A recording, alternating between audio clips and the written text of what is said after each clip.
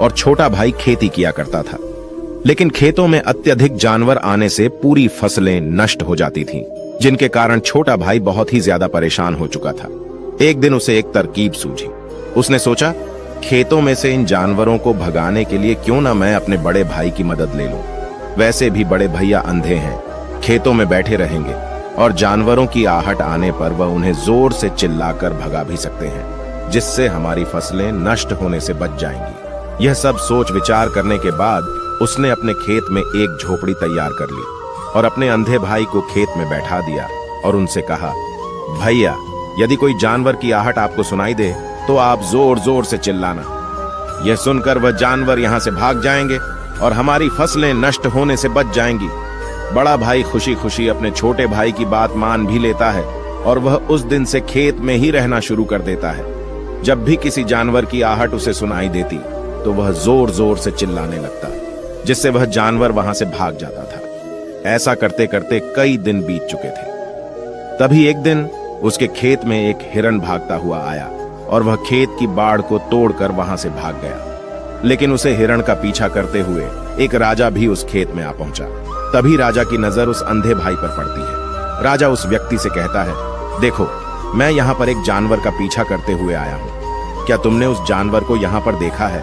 पर वह व्यक्ति कहता है, हे राजन, मैं तो अंधा हूँ, मैं भला किसी जानवर को कैसे देख सकता हूँ? लेकिन मैं आपको इतना जरूर बता सकता हूँ कि जो जानवर मेरे खेतों से भाग कर गया है वह आपके लायक नहीं है।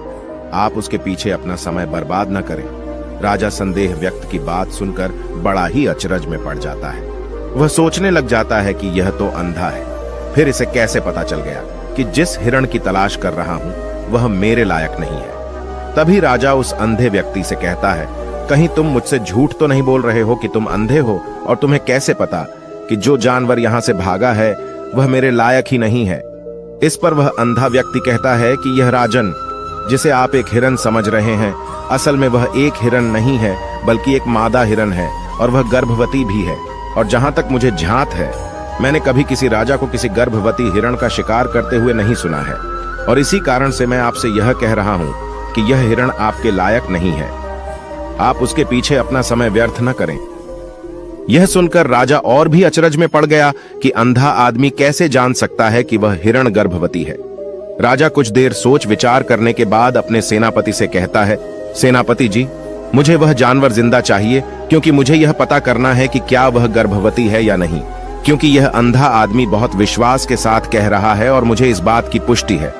यदि वह हिरणी हुई और गर्भवती भी हुई तो वह हमारे शिकार के लायक नहीं है, क्योंकि हम तो एक हिरण का पीछा कर रहे थे। इसलिए जाओ और पता करो, क्या वह हिरणी है? सेनापति राजा से आज्ञा लेकर आगे की ओर चला गया और कुछ देर बाद जब वह वापस लौटा तो वह राजा से कहता है, हे राजन, इस अंधे आदमी ने आपसे जो भी बातें कही थी वह बिल्कुल सही थी। वह एक हिरणी ही है और वह गर्भवती भी है। यह सुनकर राजा आश्चर्यचकित हो गया। वह सोचने लगा कि एक अंधा आदमी जो कभी देख नहीं सकता, वह यह कैसे जान सकता है? आखिर इसे कैसे पता चल गया? ऐसे कई सारे प्रश्न राजा के मन में उमड़ने लगे। अब राजा ने ठान लिया था कि मुझे इस बात की तह तक पहुंचना है कि आखिर यह अंदाज में कैसे जानता है कि वह जानवर गर्भवती है। यह सोचकर राजा उस अंधे आदमी के पास जाता है और उस अंधे आदमी से कहता है, देखो, मैं यह तो नहीं जानता कि तुम सचमुच में अंधे हो या नहीं, लेकिन मैं तुमसे एक बात जानने आया हूं। क्या तुम मेरे प्रश्न का सही सही जवाब दोगे? इस पर वह अंधा व्यक्ति कहता है, हे राजन, आप जो कुछ भी पूछना चाहते हैं आप पूछ सकते हैं, मैं आपको बिल्कुल सच सच जवाब दूंगा। इस पर राजा कहता है, देखो, एक तो तुम कहते हो कि तुम अंधे हो और दूसरी तरफ तुमने यह बता दिया कि जिस जानवर का पीछा कर रहा हूं वह एक हिरणी है और वह गर्भवती भी है। तुम्हें कैसे पता चल गया? तुम्हारे खेत में तो और भी जानवर आते होंगे और भी तो जानवर यहां से गुजरते होंगे, फिर तुमने यह कैसे अंदाजा लगाया? तभी वह अंधा व्यक्ति राजा से कहता है, हे राजन, आप जिसका पीछा कर रहे थे वह जब मेरे खेत में आई तो उसकी रफ्तार और उसके भागने की आहट से मुझे यह एहसास हो चुका था कि वह एक हिरणी है और मेरे खेत की जो बाड़ है, जो जानवरों को रोकने के लिए खेत के चारों तरफ बनी है, वह बहुत छोटी है, उसकी ऊंचाई ज्यादा नहीं है, लेकिन वह जानवर इस बात को तोड़कर भागे और यदि वह इस बात को छलांग लगाकर पार करने का प्रयास करती तो इससे उसके बच्चे को खतरा हो जाता। और इसी बात से मैंने यह पता लगा लिया कि वह गर्भवती है। इस पर राजा के मन में एक और प्रश्न उठा। राजा ने कहा कि तुम्हें कैसे पता चल गया कि वह एक हिरणी ही है, और भी 2 जानवर यहां से आते जाते होंगे। इस पर वह अंधा व्यक्ति कहता है, राजन, मैं पूरा दिन सुबह शाम यहीं पर बैठा रहता हूं और मेरे सुनने की शक्ति बहुत तेज है। मैं भांप सकता हूं कि कौन सा जानवर मेरे खेत में आया है और उसी के आधार पर मैं जोर जोर से चिल्लाता हूं ताकि वह मेरे खेत से भाग जाए और मेरे खेत की फसलें नष्ट होने से बच जाएं। राजा उस अंधे आदमी का यह जवाब सुनकर पूरी तरह से संतुष्ट हो चुका था। वह मन ही मन सोच रहा था कि आदमी भले ही अंधा है, लेकिन यह तो बड़ा ज्ञानी मालूम पड़ता है। इस आदमी से कुछ न कुछ तो काम निकलवाना ही चाहिए। यह विचार लिए राजा वहां से वापस अपने महल की ओर लौट जाता है।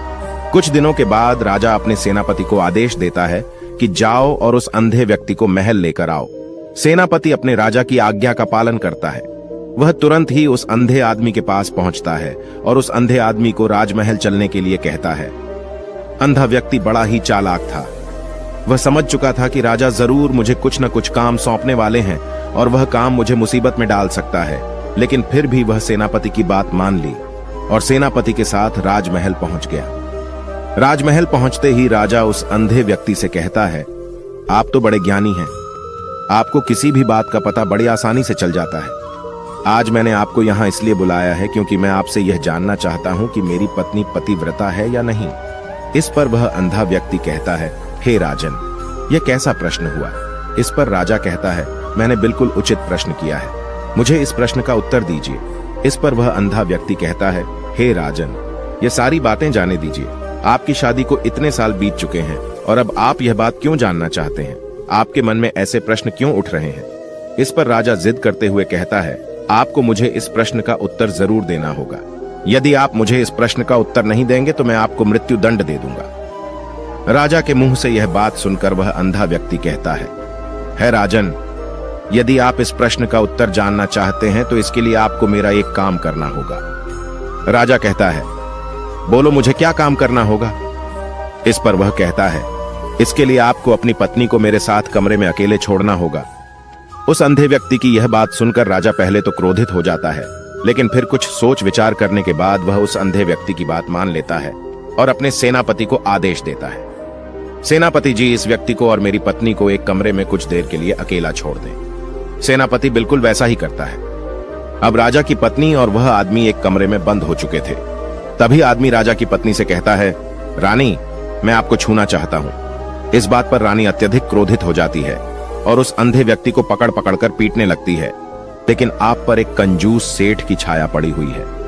यह सुनकर राजा बहुत ही क्रोधित हो उठा और वह तुरंत तलवार निकालकर अपनी मां के पास पहुंच जाता है। वहां पर पहुंचने के बाद अपनी मां से कहता है, मां, मुझे सच सच बताइए, क्या मैं अपने ही पिता का पुत्र हूं या नहीं? यदि आपने मुझे सही सही नहीं बताया तो मैं यहीं पर प्राण त्याग दूंगा। मुझे बताओ क्या सच है? इस पर उस राजा की मां कहती है, बेटा, तू है तो अपने ही पिता का पुत्र, लेकिन तुम्हारे ऊपर एक कंजूस सेठ की छाया पड़ी हुई है। जब मैं एक बार नहाने के बाद अपना मुंह आईने में देख रही थी, तभी उस कांच के